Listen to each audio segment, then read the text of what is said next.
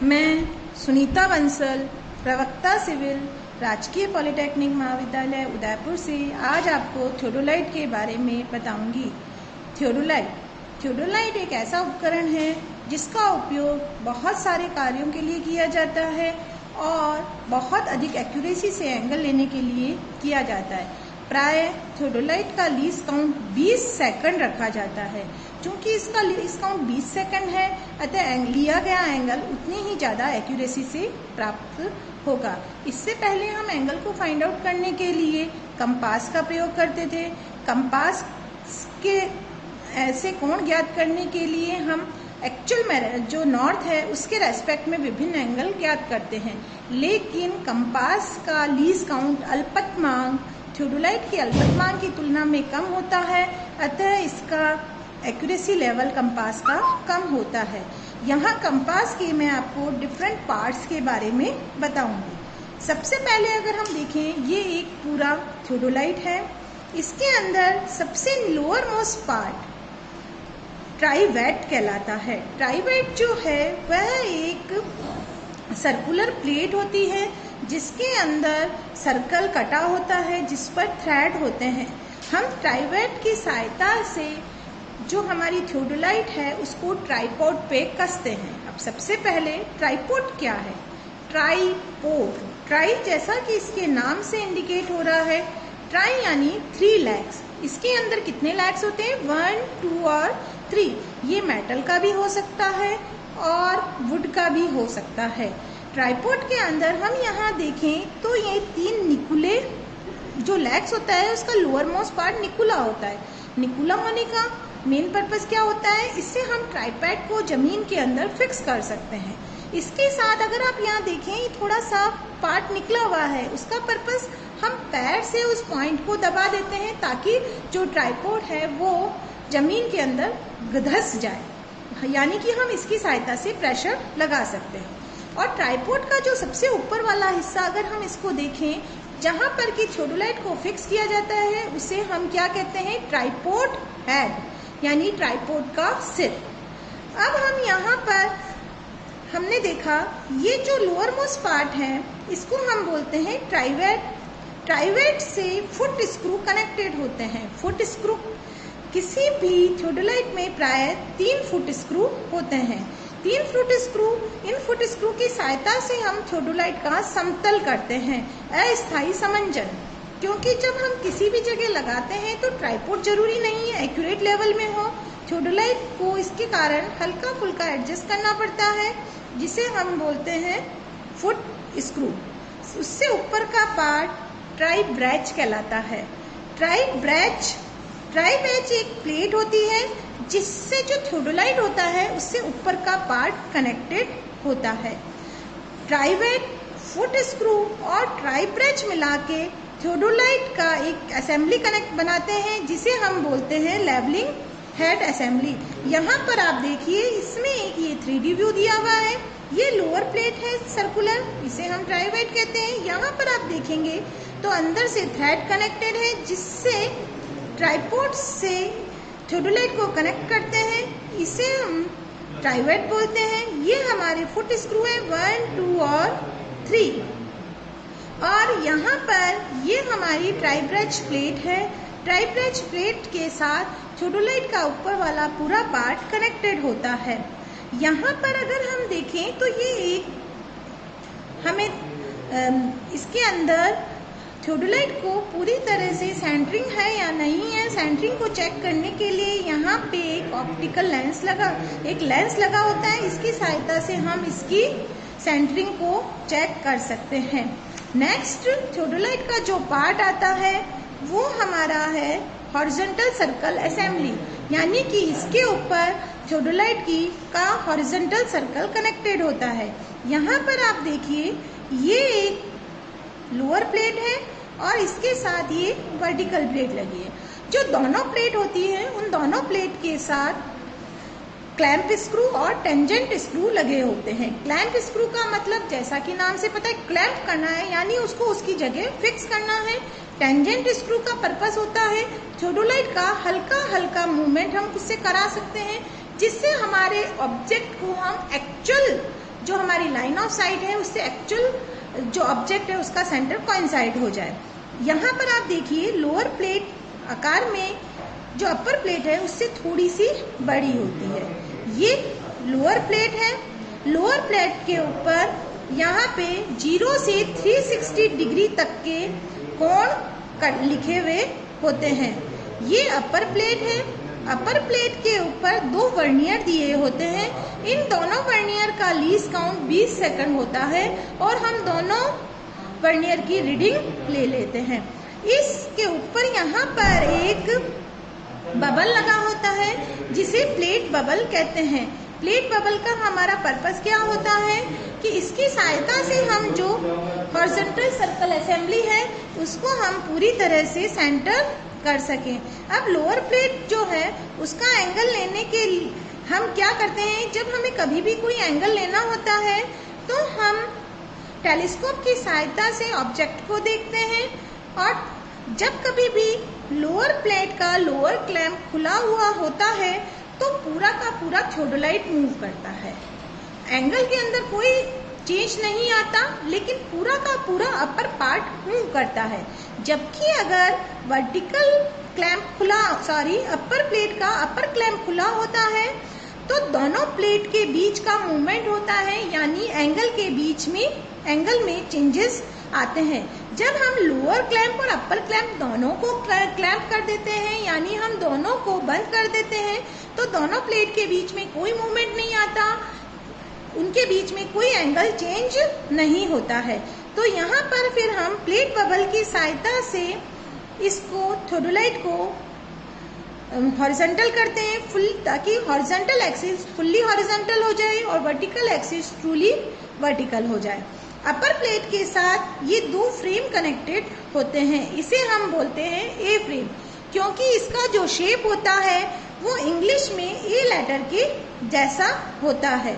अगर मैं आपको इसकी थियोडोलाइट का ये डायग्राम दिखाऊं तो ये यहाँ पे इसका ए फ्रेम है। ए फ्रेम का क्या पर्पस होता है, यहाँ पे देखिए, इससे ये टेलीस्कोप कनेक्टेड होता है। टेलीस्कोप के अंदर एक तो ऑब्जेक्ट साइड होती है जिससे कि हमें ऑब्जेक्ट को देखना होता है और एक आई साइड होती है। आई साइड से हमारी तरफ होती है, उससे हम ऑब्जेक्ट को देखते हैं। अब यहाँ पर आप देखेंगे ये हमारी टेलीस्कोप है। टेलीस्कोप जो है इस एक्सिस जिसे हम हॉरिजॉन्टल एक्सिस या ड्रूनियन एक्सिस कहते हैं इस पे पूरी तरह से रोटेट हो सकती है। अगर ये थियोडोलाइट इस ड्रूनियन एक्सिस पे पूरी 360 डिग्री के कोण पर रोटेट हो सकती है तो हम ये कहते हैं कि ये थियोडोलाइट जो है वो ट्रांजिट थियोडोलाइट है। ट्रांजिट यानी पूरी तरह से अपने एक्सिस पे घूम सकती है। अगर ये थियोडोलाइट अपने एक्सिस पे हल्का फुल्का मूवमेंट तो कर सकती है लेकिन 360 डिग्री पे रोटेट नहीं हो सकती तो उसे हम बोलते हैं नॉन ट्रांजिट थियोडोलाइट। अगर आजकल हम प्राय ट्रांजिट थियोडोलाइट का उपयोग करते हैं क्योंकि उसका पर्पस क्या होता है कि हम कभी भी कोई एंगल ले रहे हैं तो पहले हम एक डायरेक्शन में ले लेते हैं, फिर हम थियोडोलाइट की टेलीस्कोप को मूव कर देते हैं 360 डिग्री 180 डिग्री पर। जब हम थियोडोलाइट की टेलीस्कोप को 180 डिग्री पर मूव कर देते हैं तो अगर हमारे एडजस्टमेंट के कारण कोई एरर है तो उस एरर को हम एलिमिनेट कर सकते हैं। अब यहाँ पे इस टेलीस्कोप से एक वर्टिकल सर्कल कनेक्टेड होता है। वर्टिकल सर्कल का क्या पर्पस होता है, जब कभी हम ऊर्ध्वाधर कोण को मेजर करते हैं तो जब थियोडोलाइट को हल्का फुल्का मूवमेंट करते हैं तो उसके साथ वर्टिकल सर्कल के पाठ्यांक में चेंज आता है और इस वर्टिकल सर्कल के साथ में 2 वर्नियर लगे होते हैं दोनों तरफ। उसकी सहायता से हम इसकी रीडिंग ले लेते हैं। जब कभी हमें वर्टिकल सर्कल का पाठ्यांक लेना हो या ऊर्ध्वाधर एंगल लेना हो तो हमें सबसे पहले ये देखना चाहिए कि हमारी जो थियोडोलाइट है पूरी तरह से हॉरिजॉन्टल है या नहीं है। अगर ये हॉरिजॉन्टल नहीं होगी तो हमारे द्वारा लिया गया एंगल गलत आ सकता है। इसके लिए यहाँ पर एक एल्टीट्यूड बबल लगा होता है।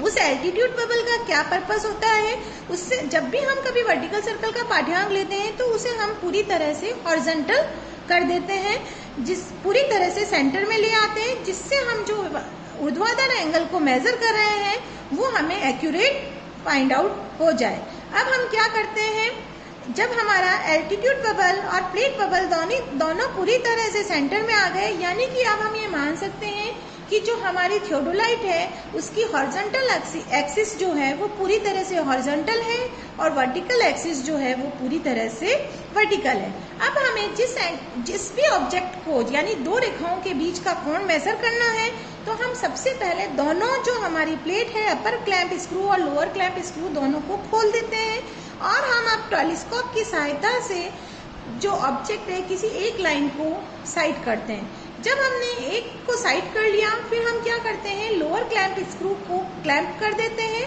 और टेंजेंट स्क्रू की सहायता से हमारी लाइन ऑफ साइट को हम एक्चुअली सर्वेक्षण रेखा जो भी हमारी OA है, AB है, उसकी डायरेक्शन में कर देते हैं। अब हम थियोडोलाइट का अपर क्लैंप स्क्रू को खुला रखते हुए थियोडोलाइट को क्लॉकवाइज डायरेक्शन में मूव कराते हैं। जब हम थियोडोलाइट को क्लॉकवाइज डायरेक्शन में मूव कराते हैं तो दोनों लाइंस जो हैं हमारी जो दोनों सर्वेक्षण रेखाएं हैं आसन्न, उनके बीच का एंगल हमें फाइंड आउट हो जाता है।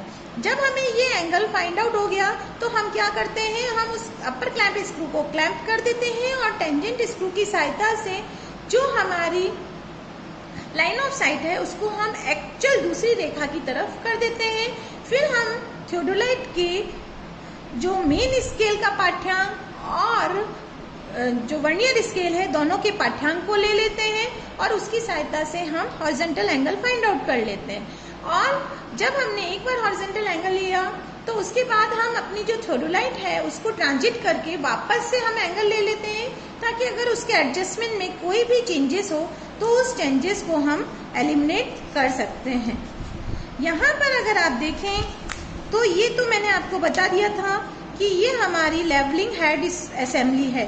ये इस थियोडोलाइट का एल्टीट्यूड बबल है। ये आप देखेंगे ये वर्टिकल सर्कल है और ये जो प्लेट है इसके ऊपर ये एल्टीट्यूड बबल लगा होता है। ये एल्टीट्यूड बबल की सेंसिटिविटी जो होती है वो बहुत हाई होती है, यानी हल्के से भी मूवमेंट के साथ में इसका लेवल जो सेंट्रल लेवल चेंज हो सकता है।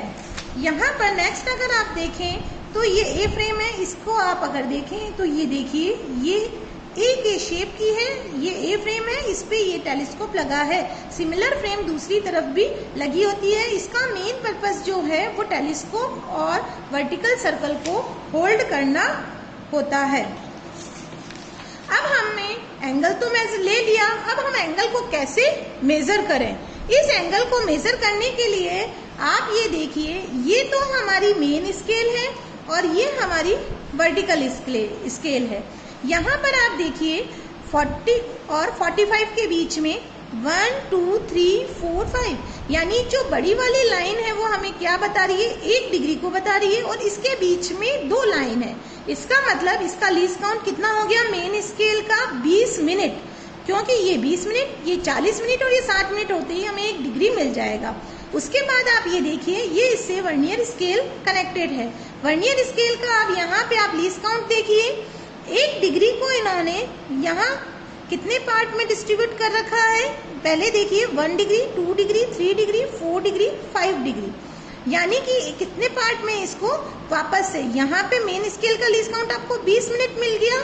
अब 20 मिनट को इन्होंने कितने पार्ट में वापस से डिस्ट्रीब्यूट कर दिया है, उसके हिसाब से हमें इसका लीस्ट काउंट मिल जाएगा। तो इसका लीस्ट काउंट कितना हो गया, ये 20 सेकंड, 40 सेकंड और 60 सेकंड, यानी ये कितना हो गया, 1 मिनट, 2 मिनट, 3 मिनट, 4 मिनट और 5 मिनट। अब यहाँ पर हम देखें, सबसे पहले जब हम रीडिंग ले लेते हैं तो हमें ये देखना होता है कि मेन स्केल का कौन सा डिवीजन वर्नियर स्केल से कोइंसाइड कर रहा है, यानी इसका 0 मेन स्केल के कहाँ पर है। अब अगर हम यहाँ देखें तो ये 30 डिग्री है और ये 31 डिग्री।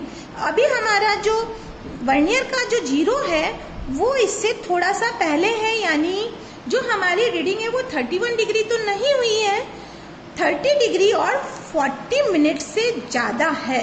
तो यहाँ पे हम कह सकते हैं कि हमारा मेन स्केल का पाठ्यांक कितना है, 30 डिग्री 40 मिनट। अब हम यहाँ पे वर्नियर स्केल को देखते हैं। इसके बाद तो वर्नियर स्केल का हम देखेंगे कि हमारी रीडिंग कितनी आ रही है। तो यहाँ देखिए 5 minute, 10 minute, 15 minute, 16 minute, 17 minute. हम ये देख रहे हैं कि यहाँ पे ये वाला डिवीजन जो है वो एक्चुअल में मेन स्केल और वर्नियर स्केल का कोइंसाइड कर रहा है। तो हम कह सकते हैं कि वर्नियर स्केल का पाठ्यांक 5, 10, 15, 16 और 17 मिनट, यानी ये 17 मिनट है। और आगे हम देखें 17 मिनट के बाद इसका लीस्ट काउंट कितना है, 20 सेकंड। तो ये सेकंड डिवीजन पे मिल रहा है, इसका मतलब 40 सेकंड। तो हमारी थियोडोलाइट का एक्चुअल पाठ्यांक कितना हो गया, 30 डिग्री 57 मिनट, क्योंकि 40 मिनट जो था वो हमारा किसका पाठ्यांक था, मेन स्केल का, और 17 मिनट किसका है, हमारा वर्नियर स्केल का। तो कितना हो गया, 57 मिनट, और यहाँ पे 40 सेकंड।